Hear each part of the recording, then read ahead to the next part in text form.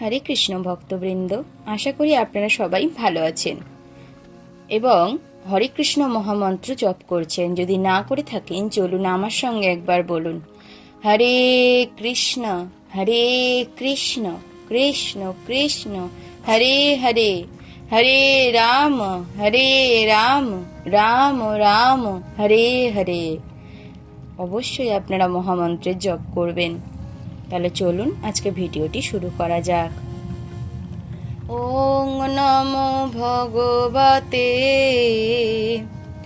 বাসুদেবায়।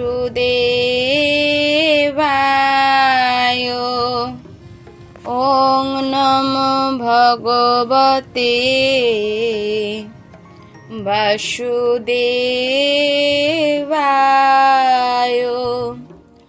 ওং নমো ভগবতে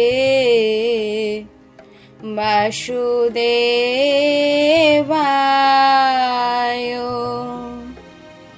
শ্রীমদ্ ভগবদ গীতা দ্বিতীয় অধ্যায় সাংখ্যযোগ, শ্লোক নম্বর 48।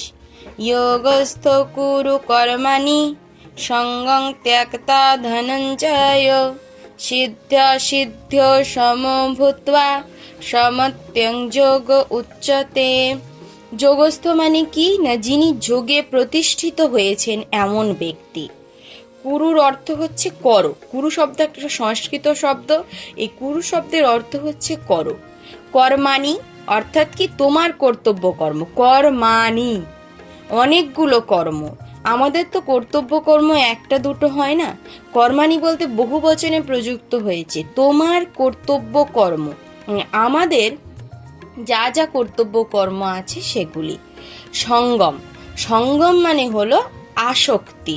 ত্যাগতা পরিত্যাগ করে বা ত্যাগ করে। ধনঞ্জয় হে অর্জুন। অর্জুনকে শ্রীকৃষ্ণ এখানটায় ধনঞ্জয় বলে সম্বোধন করেছেন।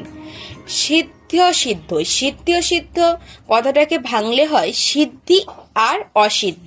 সিদ্ধি শব্দের অর্থ হচ্ছে সাফল্য, আর অসিদ্ধ শব্দের অর্থ হচ্ছে ব্যর্থতা। তাহলে বলছে কি না, সাফল্য ও ব্যর্থতায় সমানভাবে ভূত্বা হয়ে সমোত্তম যে সমতা যোগ উচ্চতে শব্দের অর্থ হচ্ছে বলা হয়।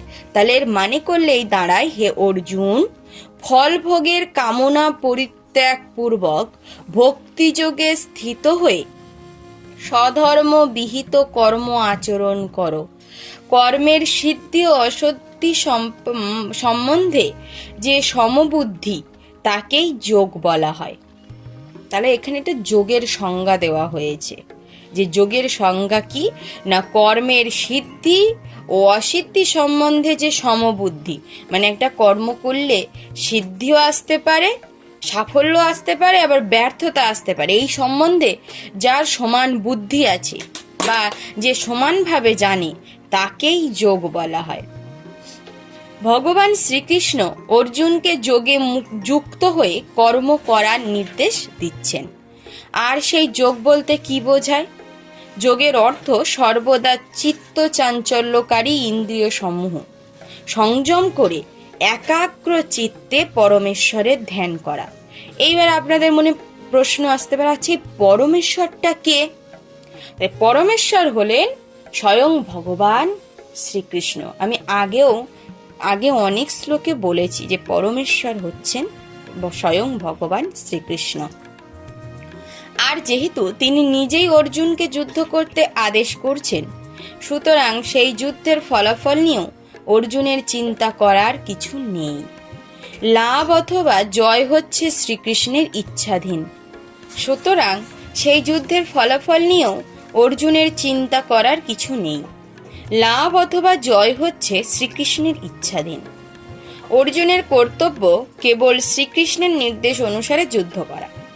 শ্রীকৃষ্ণের আদেশ পালন করাই প্রকৃত যোগ এবং কৃষ্ণ ভাবনামৃত নামক পন্থার মাধ্যমে তা অনুশীলন করা হয়। কৃষ্ণ ভাবনামৃতের প্রভাবেই কেবল অহংকার মুক্ত হওয়া সম্ভব। তাহলে বারবার মনে রাখবেন, একমাত্র কৃষ্ণ ভাবনামৃতের দ্বারাই আমাদের অহংকার থেকে মুক্ত হওয়া সম্ভব। নচেত অন্য কোনোভাবেই আমরা অহংকার থেকে মুক্ত হতে পারবো না। আর এই অহংকার থেকে মুক্ত হতে না পারলে ভগবানের দর্শনও পাবো না, ভগবানকে উপলব্ধি করতেও কখনো পাবো না। তাই সর্বদা অহংকার মুক্ত থাকবেন। অহংকার মুক্ত হলে সে ভগবানের কাছে প্রিয় হয়ে ওঠে। ভগবানের দাসত্ব বা ভগবানের দাসের দাসত্ব স্বীকার করতে হবে। সেটি কৃষ্ণ ভাবনায় কর্তব্য পালনের যথার্থ পন্থা, যা একান্তভাবে যোগ সাধনের পরম সহায়ক। অর্জুন ছিলেন ক্ষত্রিয় এবং তাই তিনি বর্ণাশ্রম ধর্মের আচরণ করছিলেন। বিষ্ণু পুরাণে বলা হয়েছে, বর্ণাশ্রম ধর্মের একমাত্র উদ্দেশ্য শ্রী বিষ্ণুকে তুষ্ট করা। জড়জগতের নিয়ম অনুসারে নিজের সন্তুষ্টি বিধানের জন্য প্রয়াস না করে কেবল শ্রীকৃষ্ণকেই সন্তুষ্ট করা উচিত। তাই শ্রীকৃষ্ণকে সন্তুষ্ট না করলে বর্ণাশ্রম ধর্মের আচার অনুষ্ঠান সঠিকভাবে পালন করা হয় না। পরোক্ষভাবে শ্রীকৃষ্ণ অর্জুনকে তার নির্দেশ অনুসারে কর্ম করার জন্যই পরামর্শ দিয়েছিলেন। শ্লোক নম্বর 39। দূরেন হি অবরং কর্ম বুদ্ধিয়োগাৎ ধনঞ্জয় বুদ্ধৌ শরণম অনিচ্ছ কৃপণাঃ ফলহেতবঃ। দূরানো শব্দের অর্থ কি না, যেটা দূরে পরিত্যাগ করে, মানে যাকে দূরে পরিত্যাগ করা হয়। হি শব্দের অর্থ হচ্ছে অবশ্যই। আর অবরম, অবরকে আমরা বাংলায় যেরকম বলি তুমি অবর, সংস্কৃতেতেও সেরকম অবর শব্দের অর্থ হচ্ছে নিকৃষ্ট, মানে যে নিচু মনের মানুষ বা যে নিচু কাজকর্ম করে তাকে অবর বলা হয়। কর্ম বুদ্ধি যোগাৎ, কৃষ্ণ ভাবনার বলে। ধনঞ্জয়, হে ধনঞ্জয়, বুদ্ধ সেই প্রকার চেতনায়। শরণম পূর্ণ শরণাগতি। অনিচ্ছ চেষ্টা করো। কৃপণা কৃপণেরা। ফলহেতবঃ ফল আকাঙ্ক্ষী ব্যক্তিগণ, মানে যারা ফল আকাঙ্ক্ষা করে বা ফল চায়, লাভ করতে চায়, পেতে চায়, সেই সব ব্যক্তিগণকে। অর্থাৎ এর মানে করলে কি দাঁড়ায়, হে ধনঞ্জয়, বুদ্ধিযোগের দ্বারা ভক্তির অনুশীলন করে নিকৃষ্ট সকাম কর্ম থেকে দূরে থাকো এবং সেই চেতনায় অধিষ্ঠিত হয়ে ভগবানের শরণাগত হও। যারা তাদের কর্মের ফল ভোগ করতে চায় তারা কৃপণ। অর্থাৎ যারা কর্ম করে সেই কর্মের ফল আশা করে তাদেরকে এখানে কৃপণ বলা হয়েছে। কর্ম করো, ভগবান শ্রীকৃষ্ণ বলেছেন কর্ম করো, কিন্তু কখনোই ফলের আশা করো না। তুমি তোমার মতো কর্ম করে যাও, কিন্তু কখনো সেই কর্মের ফলের আশা করবে না। এটা ভগবান শ্রীকৃষ্ণ বলেছেন। ভগবানের নিত্য দাস রূপে যিনি নিজের স্বরূপের কথা উপলব্ধি করতে পেরেছেন, তিনি কৃষ্ণ ভাবনাময় কর্ম ব্যতীত আর সব কিছুই পরিত্যাগ করেন। পূর্বে বিশদভাবে আলোচনা করা হয়েছে যে বুদ্ধিযোগ হচ্ছে ভগবানের অপ্রাকৃত প্রেমময়ী সেবা। এই সেবাই সমস্ত জীবের যথার্থ কর্তব্য কর্ম। একমাত্র কৃপণেরাই তাদের সকর্ম ফলভোগের বাসনা করে পুনরায় জাগতিক বন্ধনে আবদ্ধ হয়ে পড়ে। ভক্তিযুক্ত কর্ম ছাড়া আর সমস্ত কার্যকলাপই নিকৃষ্ট, কারণ সেই সমস্ত কার্যকলাপ মানুষকে নিরন্তর জন্ম ও মৃত্যুর চক্রে আবদ্ধ করে।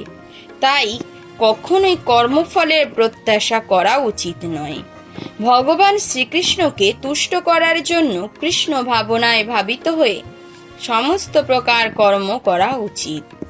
বহু কষ্ট স্বীকার করে অথবা অসীম সৌভাগ্যের ফলে অর্জিত সম্পদ কিভাবে ব্যয় করতে হয় কৃপণ তা জানে না। কৃষ্ণ ভাবনাময় কার্যকলাপেই সমস্ত শক্তি নিয়োগ করা উচিত, আর তাতেই জীবন সার্থক হবে। কৃপণের মতো হতভাগ্য মানুষেরা তাদের মানবীয় শক্তি ভগবানের সেবায় নিয়োজিত করে না। শ্লোক নম্বর 50। বুদ্ধিযুক্ত জহাতি ইহ উভে সুকৃত দুষ্কৃতে তস্মাৎ যোগায় যুজ্যস্য যোগঃ কর্মসু কৌশলম বুদ্ধিযুক্ত শব্দের অর্থ কি?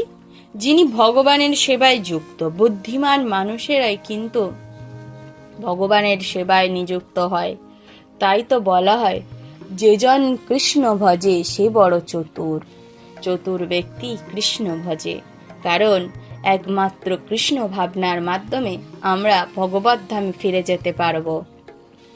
জহাতি, জহাতি শব্দের অর্থ হচ্ছে মুক্ত হতে পারে ইহ এই জীবনে, উভয় সুকৃত দুষ্কৃতে, পুণ্য ও পাপ, তস্মাৎ অতএব যোগায় নিষ্কাম কর্মযোগের জন্য যুজ্যস্য যুক্ত হও যোগঃ কৃষ্ণ ভক্তি।